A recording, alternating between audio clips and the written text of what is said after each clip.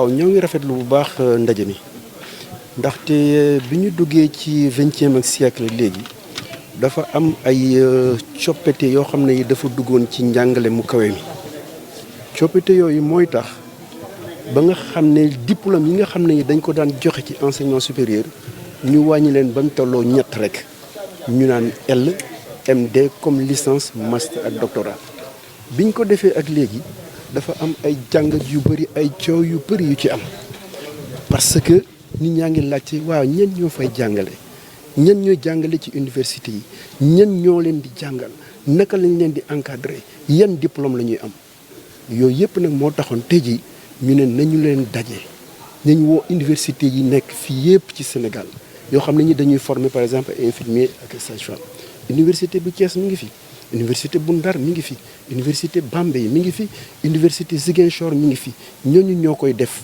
comme université mais yemuñu foofu dañu woo école privée yi bépp école privée boo xam ne bii ANAQ supérieur ANAQ sup reconnaître nañ la invité nañ ay syndicat professionnels yi indiqué nañ association de professionnels yi loolu lépp pour rek finalement ñu jéem a xàccandoo dóorandoo def cadre de concertation boo xam ne bii ñi nga xam ne ñoo ngi leen di former tey fii ci Touba ak feneen suñu génnee vraiment ñu bañati am problème yi nga xam ne ñun ñii ñoo leen jiitu ñu amoon ko maanaam ay problème de reconnaissance ay problème mu insertion ay problème de recrutement loolu daal moom moo doon solo su ndaje yi ñu tënne ko fii ci Touba waaw loolu daal moom mooy solo si. Filière boobu pourquoi mu war a fi am gis nga université bi ñu koy tabax boobu jàpp ñu woon ne science infirmière dina ñëw c'est par la suite bi ñu demee ba 2019 bu Covid bi dugg lañ sentir ne dafa am ay besoins fii ci Touba ndaxte jigéen ñi amuñu woon ñoo xam ne ñi ñoo ngi leen di toppatoo faj mi tamit demeewul noonu boo xoolee bu baax hôpital bëri na fi ñetti hôpitaux ñu ngi fi centre de santé yi nekk fii ci Touba bëri nañ torop mais ba léegi population Touba ni mu toll dafa manqué woon vraiment ñu leen téye moom moo tax sëñ bi ne ñun daal UFR bi ñuy ubbi muy santé infirmier ak sage-femme lañ ci jëkk fa ñu yaakaar ne wax dëgg yàlla loolu lu am solo la moom moo tax vraiment ñu ubbi filière bi pour ngir jàppale ñi nga xam ne ñi fi nekk nii dañoo feebar fii ci Touba muy jigéen muy góor muy mag muy ndaw. ndax du am jafe-jafe wàllu làkk ci diggante français ndax ku xam université bi xëy na li ëpp ci base langue bi arabe la. te formation bi ndax du am jafe-jafe diggante langue française bi ak arabe bi. loolu question bu am solo la. dafa am solo parce que bi ñuy wax naan dañuy recruter dañ ne woon bon ñun daal dañuy dem comme ni ñuy def ci yeneen université yëpp ñu jël ñi nga xam ne ñii série scientifique la ñu def ñu jël leen mais il s'est trouvé que expérience bi ñu am ak li ñuy rapporter sur le terrain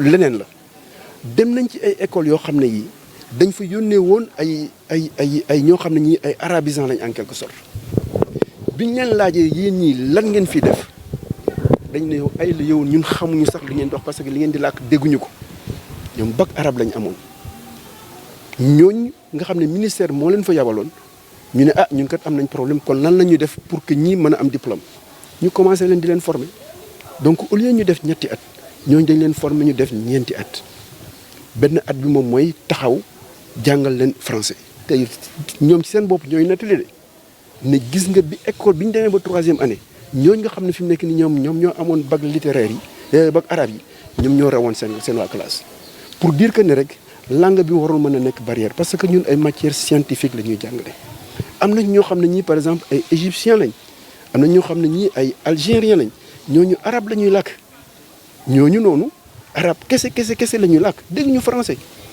mais dañuy jàngale dañu nekk ay médecins dañu nekk ay infirmiers looloo tax ñu ne nañ ko ubbi te suñu classe yi ñuy jàngale ñun commencé nañ ubbi nañ actuellement am nañ ci lu mat ñeent ñoo xam ne ñii bac boobu la ñu am mais loolu nekkul seen problème actuellement donc ñoo ngi suivre programme yi bu baax parce que en réalité ñun tamit suñu programme yi tamit université la ñu mais dañu ubbi ba nga xam ne dañ ciy wax wolof dañ ci def lépp du looloo sax a tax mais rek dañu bëgg a wax ne wax dëgg yàlla ñooñu nga xam ne bac arabe lañ dañ am ñoo ngi góorgóorlu ci génn bu baax a baax. ndaje mu ne maanaam bu jeexee dana am njàngat buñ ci jëlee. ndaje mi ban jàngat lañ ciy jëlee si bu ñu seetloo que ni ñeenti université yu bokkul. def nañ fi ay présentation ci seen programme pédagogique. ndax bu ëllëgee. danañ am benn curricula. boo xamee ne c'est harmonisé. pour la formation. très bien question bu am solo la. du rek sax yemuñu ci ñeenti université yi nga xam ne ñoo nekk Sénégal mais bu ngeen xoolee bu baax am na ñeenti yeneen université yoo xam ne yi ñoo ngi fi am seen représentant ngi fi Côte d'Ivoire Togo Bénin ak Cameroun ñooñu tamit dañuy ñëw loolu lépp pour lan la woon pour véritablement wane ne li nga xam ne nii moom moo am fii moom mooy am feneen encore donc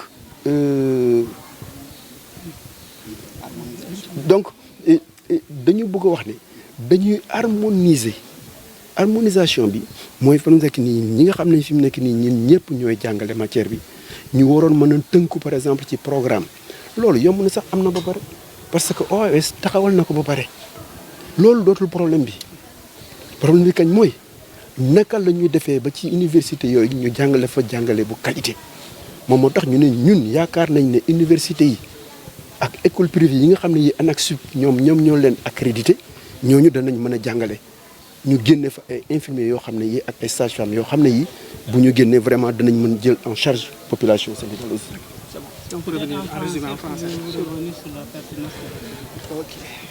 Merci beaucoup, je vous remercie. Donc il faut comprendre que au début des années du XXIe siècle, il y a eu une réforme dans le système donc de l'enseignement supérieur. Ce système qu'on appelle donc le système LMD, a vu le jour. Mais il y a beaucoup de polémiques. Les gens se posent énormément de questions sur les diplômes qui sont délivrés, sur la formation, c'est qui enseigne et quoi enseigner.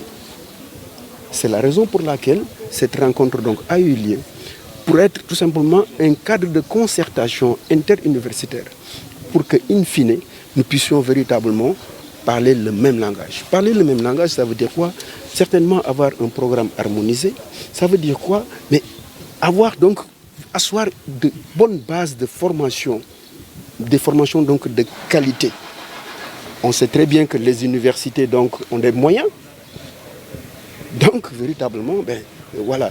Si par exemple tout le monde se met à la patte, on pourra véritablement délivrer des soins de qualité. Ça, c'est véritablement notre bataille que nous devons mener pour que véritablement la formation en sciences infirmières et obstétricales se passe dans les universités et pas ailleurs.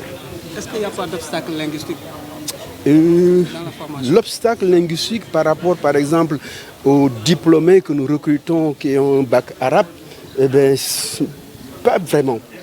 Pas vraiment. Moi, je faisais partie de ceux-là qui disaient au départ que, écoutez, on va recruter des étudiants donc, qui ont un bac scientifique. Mais force est de reconnaître que même les gens qui ont un bac littéraire, les gens qui ont un bac arabe, mais ils se débrouillent pas mal. Je viens tantôt donc de citer, de raconter une histoire donc, qui s'est passée dans plusieurs écoles, parce que le ministère de l'Enseignement supérieur a envoyé des étudiants dans les écoles privées. Et on a constaté que ces étudiants qui étaient envoyés donc, dans les écoles privées ne savaient pas parler français. Au départ, ils se posaient la question, mais qu'est-ce qu'on fait là? Par la suite, les gens ont fait donc des cours de renforcement et à la fin, au lieu de 3 ans, c'est 4 ans de formation, mais ces étudiants-là qui ont donc un bac arabe sont sortis majors des promotions. Donc je pense très bien que véritablement, on ne devrait pas tout simplement mais créer une barrière linguistique. Ça n'a aucun sens. Parce qu'ailleurs, des gens parlent uniquement français, ailleurs des gens parlent uniquement arabe, sans pour autant, ils sont donc de bons médecins, de bonnes infirmières et de bonnes sages-femmes. L'implantation de cette filière à Touba, mais ça répond à des besoins qui sont exprimés par la population. C'est la population de Touba qui a besoin de ça. Au départ, mais cette filière n'était pas donc inscrite dans l'organigramme de l'université. Mais avec la Covid, on s'est rendu compte que c'était une nécessité. Dans le département où je suis, nous avons 5 autres, 5 autres membres, n'est-ce pas? 5 autres départements. Dans l'UFR où je suis, il y a 5 autres, 5 autres départements.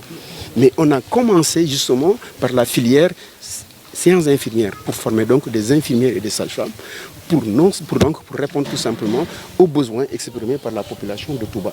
Compte tenu véritablement de tout ce qui se passe, Touba c'est devenu une très grande ville, mais même si par exemple on a plusieurs hôpitaux, écoutez, il faudra remplir ces hôpitaux-là. Voilà, et c'est pour cela véritablement l'avènement donc de cette faculté-là au sein de Touba, c'était la bienvenue. Merci. Je vous remercie. Merci.